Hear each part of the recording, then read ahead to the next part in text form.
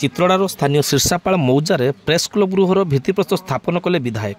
मयूरभंज जिला मोरडा ब्लॉकर नूतन press club गृह निर्माण निमंते भित्तिप्रस्तर स्थापन कार्यक्रम अनुष्ठित होईछि। सूचनायोग्य जे मोरडा ब्लॉक रे सरकार तरफ दुईटी प्रेस क्लब गृहर निर्माण निमंते अर्थ मंजूर कराଯାଇଛି। तेबे गोटिए चित्रड़ाठारे हेबाकु थिबा बेले अन्यटी मोरडा सदर महकुमार हेबार अछि। तेबे आज चित्रड़ार स्थानीय शीर्षापाल मौजार निर्माण हेबाकु थिबा उक्त प्रेस क्लब गृहर भित्तिप्रस्तर स्थापन कार्यक्रम मोरडा विधायक राजकिशोर दास मुख्य अतिथि भाव जोग देइथिले।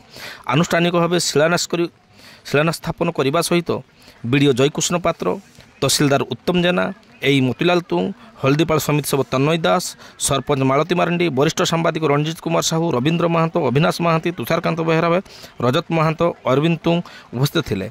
सांबादिक विश्वबंधन बेहरा कार्यक्रम आयोजन करथिले।